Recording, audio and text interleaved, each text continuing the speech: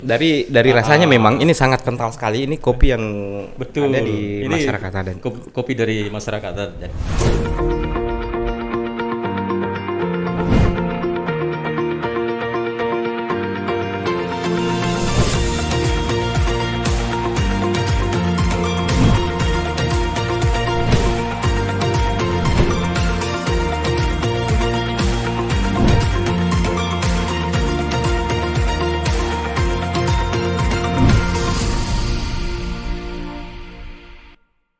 Assalamualaikum warahmatullahi wabarakatuh. Netizen di mana saja Anda berada, kita jumpa lagi malam ini dalam bincang-bincang rutin kita untuk episode kedua.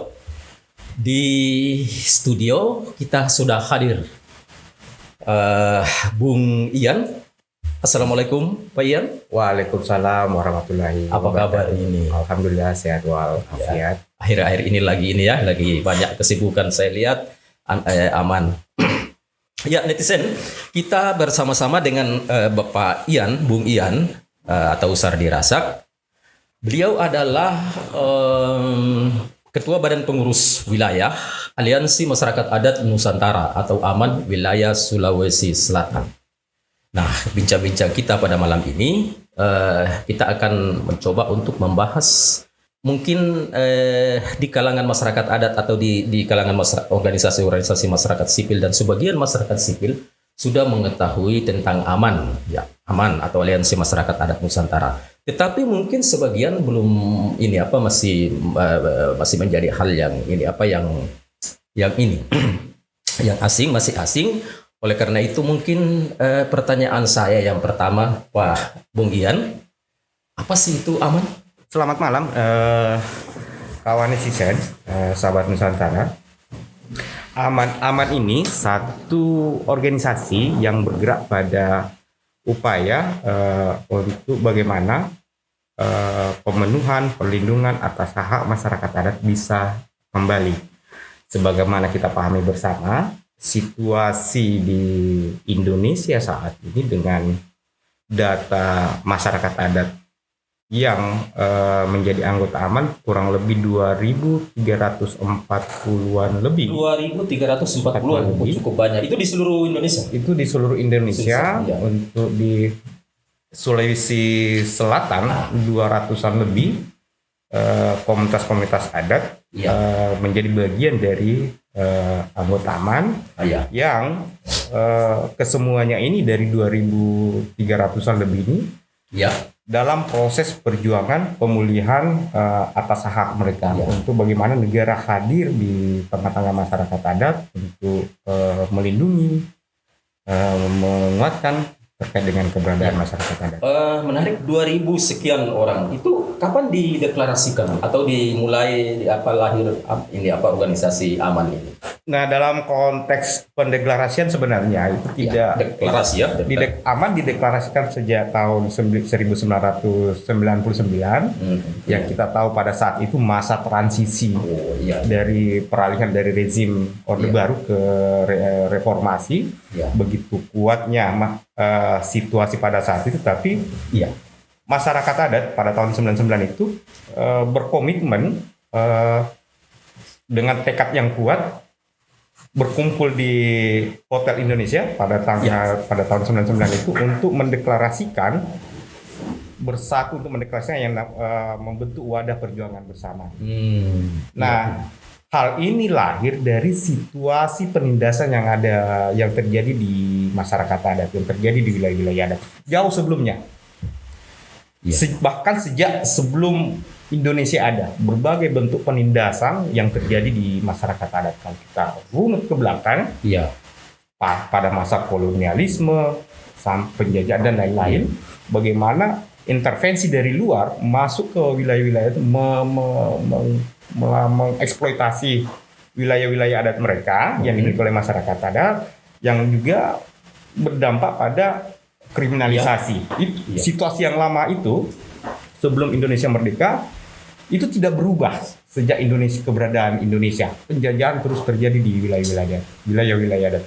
Hal ini kemudian menjadi kerisauan oleh aktivis-aktivis atau pejuang-pejuang masyarakat adat yang setahu saya itu sejak tahun 1993 para aktivis itu berkumpul mendiskusikan bagaimana masyarakat bisa lebih baik, bisa bisa berjuang bersama-sama untuk memperjuangkan hak-hak mereka, pengakuan mereka dan hak mereka. Mereka dikenal dengan jaringan pembela masyarakat adat atau Japama. Japama. Iya. Sebagian besar Cukup menarik ini. Pak Ian, kita kembali ke Sulsel. Nah, tadi kan di seluruh Indonesia atau nasional itu sudah di 2000-an.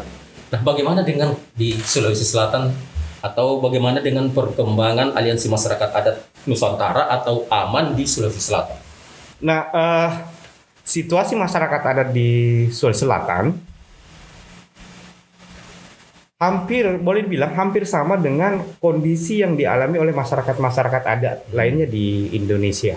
Iya. Berbagai bentuk penindasan, kriminalisasi juga mereka rasakan oleh yang dilakukan oleh aktor-aktor baik negara, swasta maupun pihak lain.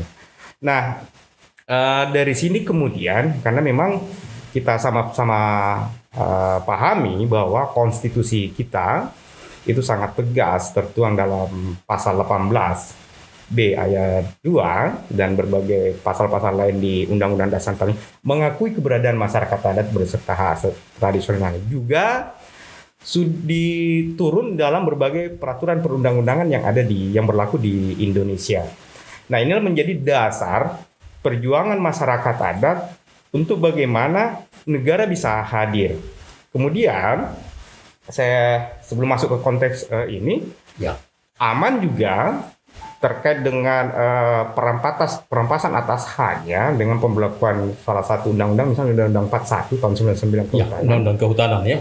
itu Ya. melakukan gugatan judicial review yang kemudian alhamdulillah beberapa pasal dimenangkan dan Mahkamah Konstitusi sangat tegas menyatakan bahwa negara telah melakukan pengabaian atas keberadaan hak-hak masyarakat adat, terutama yang berkaitan dengan Hutan adat adalah hutan negara. Ya, yang sebagaimana kita pahami bahwa hutan adat ini ada sebelum Ada negara. ada negara yang merupakan warisan dari leluhur masyarakat adat. Dan itu juga kalau kita pahami lebih jauh lagi merupakan masyarakat menganggap bahwa hutan adat tidak lepas dari bagian kehidupannya, tempat melakukan spiritual, menggantungkan ekonomi dan lain-lain. Perampasan ini dalam bentuk penetapan hutan negara dan lain-lain terjadi juga di Sulawesi Selatan, yang kemudian berbekal keberadaan peraturan perundang-undangan, undang-undang konstitusi dan berbagai peraturan perundang-undangan dan diperkuat dengan putusan MK 35, masyarakat adat secara bersama-sama mendorong upaya-upaya pengakuan masyarakat adat melalui produk hukum daerah dan bagaimana memastikan wilayah-wilayah adat ini termasuk hutan adat di dalamnya dapat diakui oleh negara. Ya, betul. Sehingga berbagai kegiatan dilakukan oleh masyarakat adat mulai kerja-kerja pendokumentasian lewat pemetaan wilayah adat, penyiapan data sosial dan lain-lain untuk bagaimana menegaskan bahwa dengan keberadaan data ini, peta wilayah dan lain-lain ini bisa memenuhi apa yang dipersyaratkan oleh peraturan perundang-undangan itu. Nah, dan alhamdulillah dalam perkembangannya di Sulawesi Selatan sudah banyak produk hukum daerah berupa perda, peraturan daerah, surat keputusan bupati, peraturan bupati, dan lain-lain yang mengakui keberadaan masyarakat adat. Pun juga terkait dengan objek hak yang dimiliki oleh masyarakat adat, dalam hal ini hutan adat, itu sudah ada sekitar kurang lebih 7 surat keputusan Menteri Kehutanan yang menegaskan yang mengakui keberadaan hutan adat yang ada di masyarakat adat di Sulawesi Selatan. di Sulawesi Selatan atau kan di Sulawesi Barat juga ya, kalau Aman Sulsel itu wilayahnya masih di Sulawesi Barat. Nah, di dua Sulawesi ini kira-kira daerah-daerah mana saja yang sudah punya progres yang bagus untuk mendorong regulasi daerah itu? Terkait dengan perda-perda yang sudah tersedia, yang sudah ada di Sulawesi Selatan, di Kabupaten Bulukumba ada Perda nomor 9 tahun 2016 tentang pengakuan hak dan perlindungan hak masyarakat hukum adat Amat atau Kajang. Ini perda yang secara tegas atau dikenal dengan perda yang sifatnya basicking, menetapkan masyarakat adat, dalam hal ini masyarakat adat Amat atau Kajang. Di Kabupaten Sinjai juga ada Perda nomor 1 tahun 2018 tentang pengakuan masyarakat adat, Perda masyarakat adat di Kabupaten Sinjai. Saat ini dalam proses implementasi bagaimana Perda ini bergerak untuk menemukan unit sosial masyarakat adat yang kemudian akan ditetapkan melalui surat keputusan Bupati. Nah, sementara di Kabupaten Enrekang juga, jadi Bulukumba, Sinjai, Enrekang juga sudah ada Perda masyarakat adat, Perda nomor 1 tahun 2016. Itu ada Perda Payung tentang pedoman pengakuan masyarakat adat. Perda pedoman untuk SK ini Yang kemudian dengan Perda di Kabupaten Enrekang ini saat ini sudah menetapkan 10 masyarakat adat melalui surat keputusan Bupati. 10 komunitas masyarakat. 10 komunitas sudah ditetapkan di Kabupaten Enrekang dan akan berproses terus lewat SK Bupati ya. Lewat SK Bupati karena memang 10 Perdanya ini mengamanahkan pengakuan melalui surat keputusan Bupati. Di Kabupaten Toraja Utara juga sudah ada Perda sudah nomor ada Perda. 1. Iya, di Toraja Utara ya. Perda nomor 1 tahun 2019. Ya, ini agak sedikit berbeda. Karena Perda ini memandatkan pengakuan masyarakat adatnya atau penetapan masyarakat adat melalui peraturan Bupati. Dan alhamdulillah tanggal 7 Januari bulan kemarin itu sudah ada 12 masyarakat adat di Kabupaten Toraja Utara berhasil ditetapkan melalui peraturan Bupati 12 komunitas ya, 12 komunitas.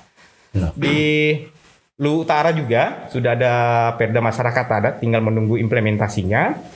Dan yang terbaru di Luwu Utara juga sudah tersedia Perda masyarakat adat. Nah, ini dalam tahap di Luwu Utara dan di Kabupaten Luwu dalam proses implementasi Perda. Ya. Rencananya juga kami di Aman besok itu akan memfasilitasi kunjungan pansus DPRD, pansus Perda masyarakat adat dari DPRD Lutim dan pemerintah Luwu Timur untuk bagaimana mereka akan memastikan studi banding konsultasi ke Aman Sulsel. Ya. Nah, itu dijadwalkan besok tanggal 10 Februari untuk bertemu dengan teman-teman di Aman Sulsel, menjadwalkan itu untuk bagaimana berdiskusi terkait dengan urgensi Perda dan dampak pasca penetapan Perda. Tentunya pengalaman-pengalaman yang ada di Kabupaten Bulukumba, di Enrekang, Sinjai ini akan kami sampaikan bahwa Perda-Perda ini selain akan berdampak positif untuk masyarakat adat sebagai pemenuhan atas haknya yang sudah diatur diakui dalam konstitusi, juga akan berdampak pada pemerintah sendiri dalam terutama yang berkaitan dengan pemastian yang berhubungan dengan tenurial. Nah, ini menarik Pak Ian, karena kalau saya tidak salah Aman Sulawesi Selatan itu sudah menjadi semacam tempat, saya katakanlah bisa saya katakan sebagai tempat pembelajaran. Nah, jadi kalau saya tidak salah juga sesuai informasi itu ada dari provinsi lain, kemudian juga ada kabupaten lain di Sulawesi Selatan datang untuk belajar di Aman Sulsel. Nah, kalau kita bicara tentang ini tantangan, misalnya tantangan untuk membangun atau melahirkan sekian Perda dan sekian surat keputusan Bupati ini, kira-kira tantangannya seperti apa sih? Sebenarnya tantangannya kalau kita lihat ada dua aspek besar, secara internal maupun secara eksternal itu Ya. tantangan terjadi. Di internal kami di Aman dan masyarakat adat ini terkait dengan kesiapan masyarakat adat, terutama yang berhubungan untuk lahirnya Perda dan keluarnya surat keputusan penetapan hutan adat itu. Iya. Karena kita tahu dalam kondisi perkembangan yang terjadi di negara kita, banyak informasi itu sudah hilang. Misalnya berkaitan dengan wilayah adat itu sendiri. Masyarakat adat di banyak tempat juga itu sudah kehilangan identifikasi di mana, karena di wilayah adatnya sudah berubah, misalnya menjadi perusahaan tambang, kawasan areal pertambangan, perkebunan di skala besar. Dan dengan adanya misalnya penetapan hutan negara di wilayah masyarakat itu, bahkan masyarakat adat harus melakukan berbagai pendiskusian di kampung untuk menemukan di mana sebenarnya titik batas wilayah itu berdasarkan cerita-cerita yang diwariskan oleh leluhur mereka. Itu yang pertama. Yang kedua berkaitan dengan identifikasi kearifan lokal dan hukum-hukum adat, karena penetrasi pihak luar, laju modernisasi itu yang kemudian mereka harus di Aman dan masyarakat harus bagaimana berulang-ulang melakukan pengkajian, riset dan lain-lain untuk kembali menemukan hukum-hukum adat itu. Ada yang masih tetap berjalan, ada yang harus ditelisik lebih jauh. Nah, di samping itu kesiapan juga di teman-teman di Aman Sulsel dengan kekuatan organisasi, 2 pengurus di Sulawesi Selatan, 2 pengurus wilayah, ada 12 pengurus daerah, 13 pengurus daerah ini yang bekerja memfasilitasi masyarakat adat untuk melakukan pendokumentasian. Nah, memang kader dan pengurus Aman masih sangat terbatas untuk menjangkau luasan wilayah adat dari 200 lebih di Sulawesi Selatan. Sulawesi Selatan itu ada 200 komunitas masyarakat adat yang dilayani oleh sekitar 13 pengurus daerah dan 2 pengurus wilayah. Nah, yang kami rasakan juga dari faktor eksternal tantangannya ini terkait dengan cara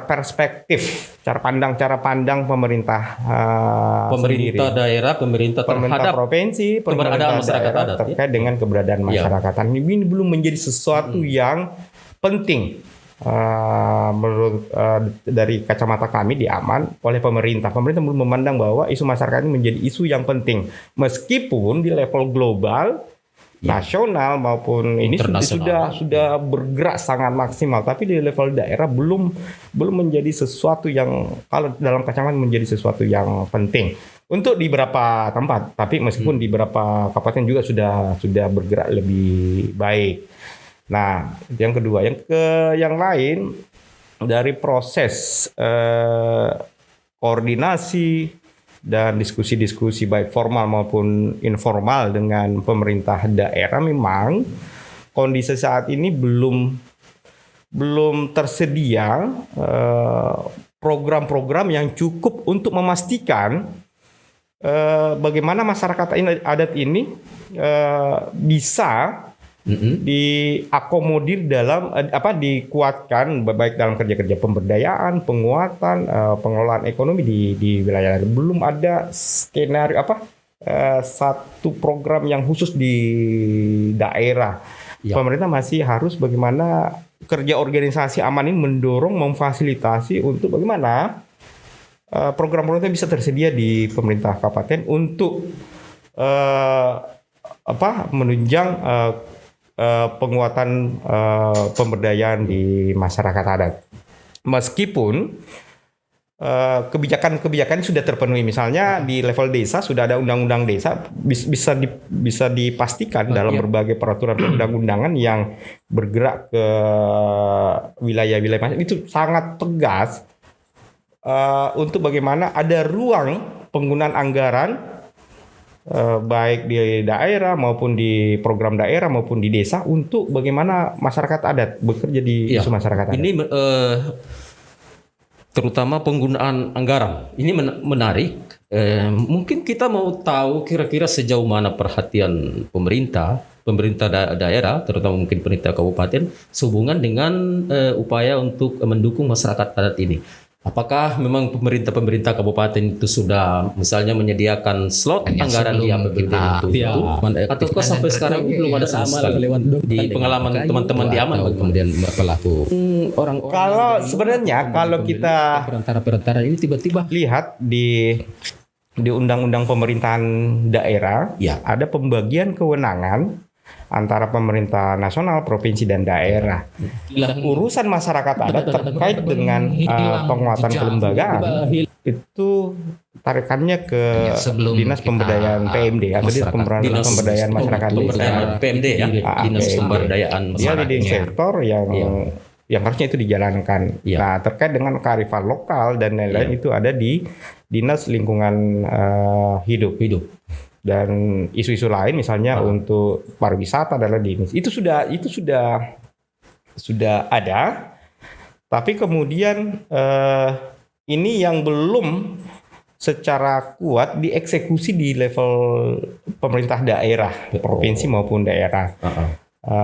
Untuk konteks Sulsel sebenarnya Aman Sulsel dengan Dinas Lingkungan Hidup Sulawesi Selatan itu sudah melakukan MOU untuk memastikan urusan masyarakat adat, ada 6 poin kesepakatan di situ. Bagaimana Aman dengan Dinas Lingkungan Hidup Sulawesi Selatan bergerak bersama memfasilitasi daerah untuk bagaimana dinas-dinas di level daerah dan masyarakat bisa bergerak berakselerasi dengan masyarakat adat, melakukan sinergi program sinergi ini untuk kerja-kerja pemenuhan hak penguatan perlindungan masyarakat adat. Tadi itu tantangan di level pemerintahan ya. Jadi sudah ada aturan, sudah ada regulasi yang mendukung, tapi kemudian itu belum eksekusinya di lapangan itu belum yang sesuai dengan harapan teman-teman di Aman. Ya. Nah, sekarang pertanyaan saya, kira-kira bagaimana dengan kesiapan masyarakat adat sendiri? Nah, Kapasitas mereka atau bagaimana kesiapan mereka untuk menerima pendampingan atau upaya untuk meningkatkan pemberdayaan masyarakat adat ini di masyarakat adat sendiri, kira-kira bagaimana? karena kalau kita pahami sebenarnya Aman ini Iya. organisasi yang dimiliki oleh masyarakat adat. Iya. Pemegang mandat kedaulatan tertinggi di Aman itu adalah masyarakat adat yang menjadi anggota Aman. Nah, yang menjadi kami di pengurus organisasi berkewajiban melakukan pelayanan, pembelaan dan perlindungan bagi masyarakat adat khususnya yang menjadi anggota Aman. Salah satu bentuk layanan di masyarakat adat yang masyarakat adat sendiri dalam rapat-rapat yang diatur dalam anggaran dasar anggaran rumah tangga Aman, ada kongres, ada musyawarah wilayah di tingkat provinsi, di daerah ada musyawarah daerah. Salah satunya berkaitan dengan peningkatan kapasitas. Capacity building-nya itu berupa apa? Pendampingan atau ada pelatihan. Pendampingan dan lain-lain. Pada intinya ada terjadi proses transformasi knowledge terkait dengan pemahaman terkait hukum.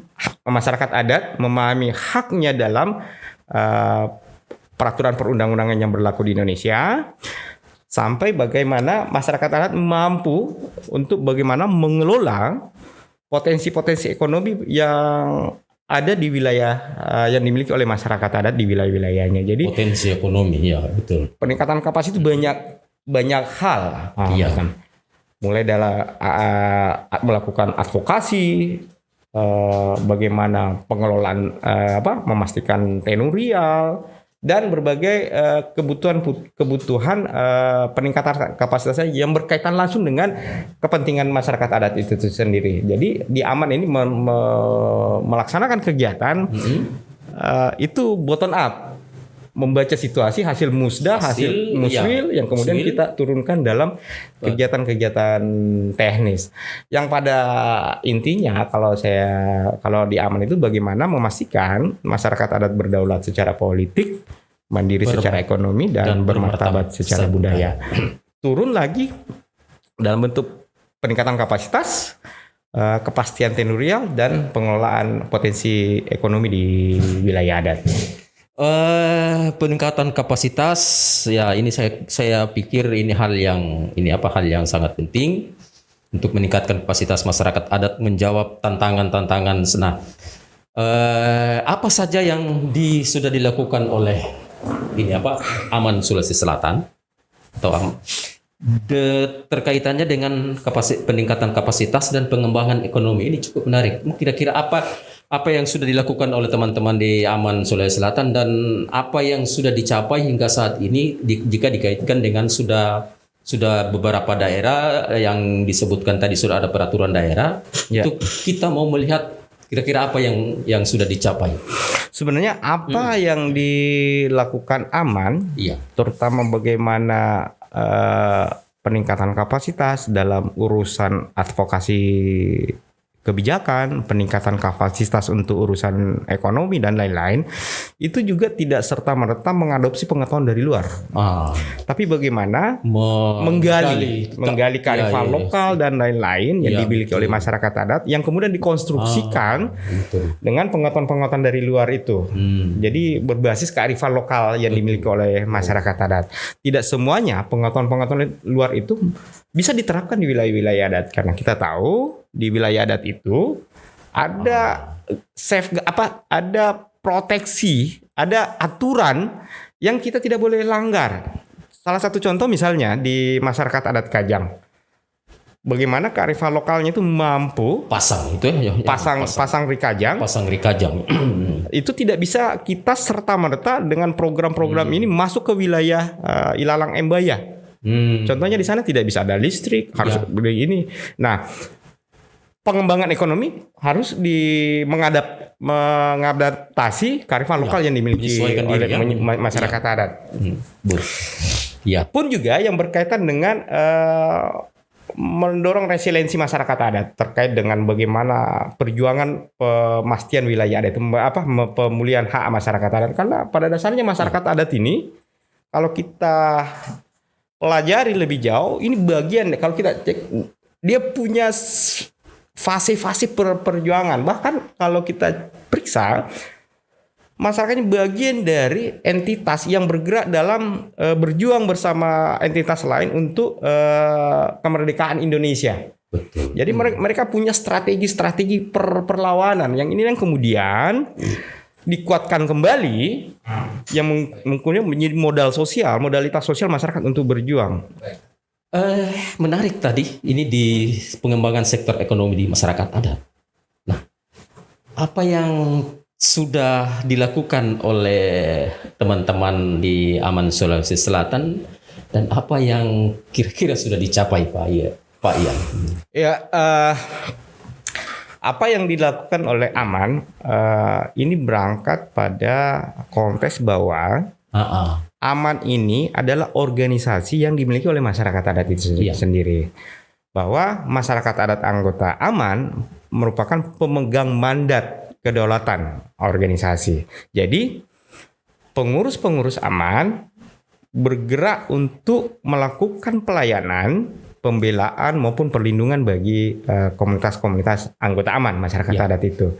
Jadi kerja pelayanan, pembelaan, perlindungan. Pelayanan ini misalnya dalam konteks bagaimana peningkatan kapasitas. Di situ juga kerja-kerja pelayanan, kerja pembelaan.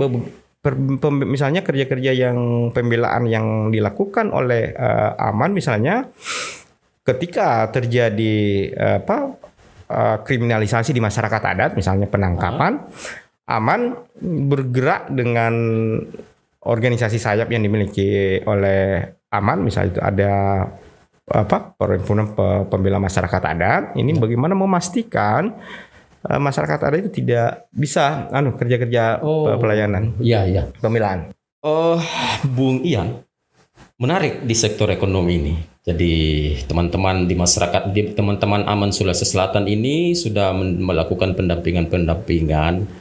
Kira-kira apa yang sudah dicapai untuk pengembangan ekonomi, terutama untuk menggali dan mengembangkan potensi yang dimiliki oleh masyarakat adat di wilayah adat dan hutan adat itu? Apa yang sudah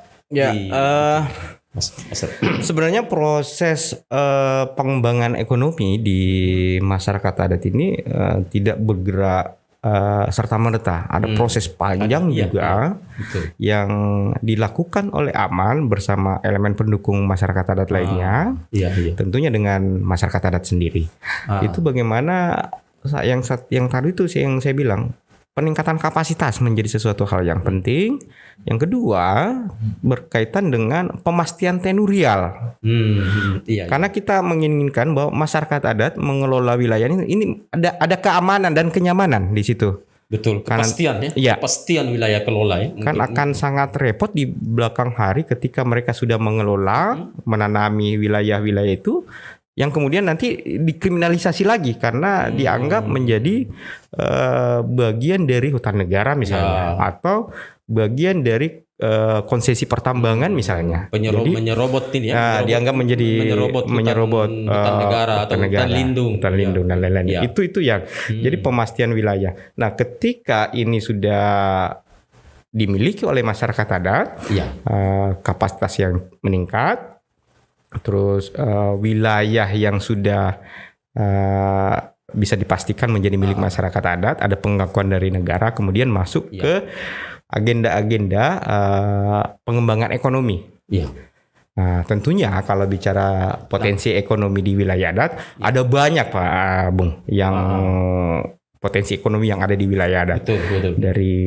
Dari gunung sampai lautan pesisir itu potensi ekonomi yang kalau dikelola dengan baik, tentunya ini akan mendatangkan pendapatan baru tersendiri bagi masyarakat adat. Aman pernah melakukan satu riset yang secara bersama-sama dengan beberapa universitas di Indonesia, ada UI, ada lain. Salah satu yang diriset itu di masyarakat adat Kajang. Ternyata potensi wilayah adat yang dimiliki oleh masyarakat adat Am atau Kajang itu bernilai sekitar per tahunnya itu 29 miliar. Nilai ekonomi masyarakat adat. Masyarakat adat yang di Kajang. Dengan wilayah yang tidak cukup besar gitu, dengan nilai ekonomi seperti itu ya. Artinya apa? Ketika negara atau pemerintah memulihkan, mengembalikan wilayah adat itu, ada sejumlah nilai, kalau hitungan itu 29 miliar itu bisa kembali ke masyarakat adat yang tentunya menjadi pendapatan tersendiri oleh pemerintah dalam bentuk ini maupun di masyarakat adatnya secara langsung. Bung. Nah, dari proses yang ada, dari asesmen yang dilakukan oleh teman-teman Aman, pengurus wilayah dan pengurus daerah, di wilayah-wilayah yang sudah ada kepastian tenurialnya, saat ini lagi diupayakan bagaimana potensi ekonomi itu seperti kopi dan lain-lain bisa dikelola lebih baik. Itu sudah dilakukan? Sudah berproses. Di daerah-daerah mana saja yang dilakukan? Di kabupaten, di komunitas Kajang itu melalui pengembangan kain tenun misalnya. Kain tenun di Kajang, ada kelompok yang perempuan yang difasilitasi di sana. Yang di komunitas adat yang lainnya di Kabupaten Enrekang itu ada beberapa komunitas yang sudah memiliki pengakuan SK Bupati dan SK penetapan hutan adat itu bergerak mengelola. Misalnya di komunitas adat Uru, Kalupini dan lain-lain. Kalau kita dengar sekarang itu rame terkait dengan sari jahe. Itu di komunitas adat Kalupini itu lagi di Enrekang ya? Iya, itu lagi viral. bagaimana sari jahe ini dengan dikelola dengan baik mampu menjadi apa ini? Minuman yang menyehatkan. Betul. Karena terbuat dari jahe dengan tidak jahe dan lain-lain, fermentasi jahe dan bahan-bahan lain. Nah, di banyak tempat pun Itu sudah bergerak. Jadi sekarang upaya untuk mendorong pengembangan ekonomi itu sudah jalan. Sudah ada misalnya dampak ke teman-teman di masyarakat adat ini sudah ada dampak. Kalau memang sudah ada, kira-kira atau dengan proyeksi ke depan kira-kira bagaimana yang sudah tentunya dalam proses ini masyarakat itu bergerak secara organisasi juga dalam pengelolaan ekonominya. Jadi dibentuk satu wadah itu dikenal dengan Badan Usaha Milik Masyarakat Adat atau BUMA. Iya. Jadi potensi ekonomi yang kemudian dikelola dengan baik, dikemas dengan baik, kemudian dipasarkan melalui BUMA. Tentunya apa yang dilakukan ini ada kelompok organisasi ekonomi, sudah ada potensi sumber daya potensi ekonomi di wilayah adat, ada ini dibutuhkan keberlanjutannya. Disitulah sebenarnya, Bung, diperlukan keterlibatan para pihak sebenarnya situ. Aman bekerja meletak. Ini BUMA di mana? Di BUMA ini yang sudah untuk badan usaha milik masyarakat adat. BUMA ini untuk Sulawesi Selatan sudah di mana-mana saja di kondisi saat ini BUMA itu masih terkonsentrasi di Kabupaten Endrekang, tapi di level kampung komunitasnya sudah ada kelompok-kelompok yang kelompok pengelola ekonomi, ada bentuk koperasi, ada kelompok perempuan dan lain-lain. Jadi di banyak komunitas sudah banyak kelompok-kelompok. Kemudian di level kabupaten ada Badan Usaha Milik Masyarakat Adat. Dan untuk di nasional sebenarnya sudah ada KPAM, kita kenal dengan istilah KPAM, Koperasi Aman Mandiri. Koperasi Aman Mandiri. Sebenarnya itu menjadi salah satu jalur tata niaga produk-produk yang dimiliki masyarakat adat.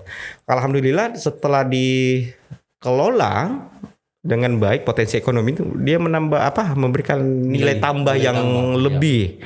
Yang tadinya hanya potensinya hanya berputar di kampung, kemudian setelah dilakukan sentuhan intervensi dalam bentuk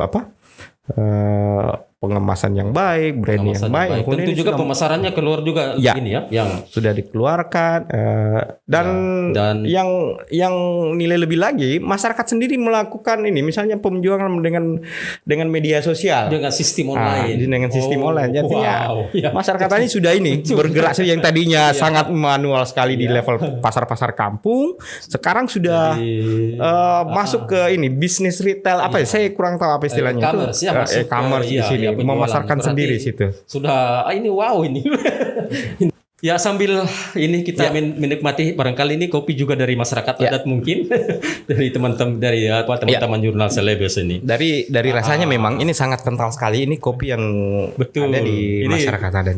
Kopi dari masyarakat adat. Ya, sekarang mungkin ada satu pertanyaan lagi sebelum kita akhiri. Menarik tadi itu masyarakat adat di Kabupaten Endrekang itu yang sudah bisa mampu menjual barang-barang apa yang dihasilkan itu lewat online. Bahkan mungkin mereka sudah menjual itu dengan menggunakan HP. Sesuatu yang sebelumnya memang tidak mungkin mereka tidak bayangkan. Nah, ini bagaimana caranya sehingga kemudian teman-teman aman itu mampu mengajak teman-teman di masyarakat adat ini sampai ke tahap itu? Sebenarnya ini, Bung, apa yang terjadi saat ini itu saya kembali tadi ini bagian dari layanan organisasi, bagian dari pembelaan organisasi dan bagian dari perlindungan organisasi. Jadi kami di Aman melaksanakan mandat. Cuman dengan keterbatasan yang dimiliki oleh Aman belum bisa melayani secara bersamaan misalnya di Sulawesi Selatan ada 200 lebih masyarakat adat. Jadi tentunya ini dilakukan secara bertahap. melalui tahapan-tahapan. Pelatihan atau bagaimana sampai tadinya kan mereka cuma menjual ini secara, tapi sekarang kan mereka ini mampu sudah bisa dengan HP mereka menjual di ini sistem e-commerce itu. Pelatihan kah bagaimana kayak sampai Ya, pelatihan seperti apa yang dilakukan oleh ada pelatihan-pelatihan yang dilakukan sebenarnya ada formal maupun informal karena interaksi Aman sendiri dengan anggota Aman ini sangat cair. Melalui kegiatan formal misalnya pelatihan maupun interaksi misalnya ada komunitas datang berkunjung ke sekretariat Rumah Aman Sulsel maupun kantor-kantor rumah-rumah aman di daerah. Jadi proses transformasi knowledge-nya berjalan terus. Nah, selain di Nrekang sebenarnya dari pantauan kami itu di banyak tempat di masyarakat adat kalau kita bicara dalam konteks Sulsel itu bergerak juga di Toraja, di Nrekang, di Bulukumba, Bulukumba yang Kajang dan di masyarakat adat lainnya. Ada yang difasilitasi langsung oleh Aman, ada juga yang difasilitasi oleh mitra pendukung masyarakat adat lainnya. Di NGO maupun pemerintah sendiri sebenarnya. Misalnya di kalau saya lihat di Bulukumba itu pemerintah yang secara langsung memfasilitasi masyarakat adat Amatua Kajang untuk bagaimana memasarkan sarung tenun masyarakat adat. Jadi ada prosesnya di situ. Oke. Saya kira ini bincang-bincang kita ini mungkin berakhir, tapi sebelum kita akhiri ini sambil diminum kopinya dulu, nanti mungkin ini semacam pesan-pesan atau semacam closing statement lah. Kira-kira apa yang diharapkan oleh Aman Sulawesi Selatan dengan mitra-mitranya, terutama terkait dengan capaian Aman Sulawesi Selatan yang sudah saya katakan sudah cukup cukup signifikan ini terhadap masyarakat adat sendiri, kemudian terhadap pemerintah daerah dan mungkin juga terhadap mitra-mitra lain dari Aman. Ya sebenarnya dari proses yang sudah dilakukan oleh Aman, ada yang saya sampaikan tadi ada 3: peningkatan kapasitas, pemastian tenurial maupun pengelolaan ekonomi. Ini harus bergerak terus karena kita tahu di Indonesia ada 2.400-an lebih anggota Aman. Untuk konteks Sulsel sendiri 200-an lebih yang terdaftar sebagai, boleh dibilang baru sepertiga yang sudah mengalami proses itu. Tentunya kan butuh perluasan kerja yang lebih masif. Nah, untuk itu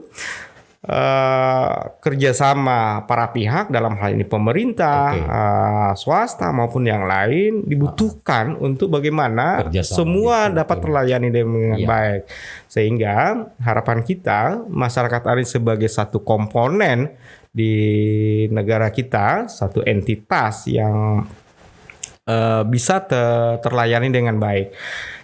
Mereka bisa berdaulat, bisa mandiri dan bermartabat di wilayah adatnya. Ya, oke Pak Ian, Bung Ian, terima kasih bincang-bincang kita pada saat ini atau pada malam ini. Kita berharap ini bisa memberikan banyak gambaran tentang peran masyarakat adat dan apa yang dilakukan oleh Aliansi Masyarakat Adat Sulawesi Selatan ke depan. Kita berharap ini adalah tahap awal perbincang kita. Ke depan kita mungkin berbincang-bincang lagi, tapi mungkin masuk ke skala programatik atau program-program yang sudah dilaksanakan maupun yang akan dilaksanakan oleh teman-teman di Aman Sulsel. Ya. Netizen di mana saja Anda berada, kita sudah berbincang-bincang dengan Bung Ian Sardirazak, Ketua Badan Pengurus Harian Masyarakat Aliansi Masyarakat Adat Sulawesi Selatan. Terima kasih teman-teman netizen di mana saja Anda berada telah meluangkan waktu untuk mengikuti bincang-bincang di seri kedua ini. Kita akan sambung lagi di seri-seri berikutnya mungkin dengan tema-tema yang lain. Sekian, Assalamualaikum warahmatullahi wabarakatuh. Salam lingkungan. Selamat malam. Selamat malam.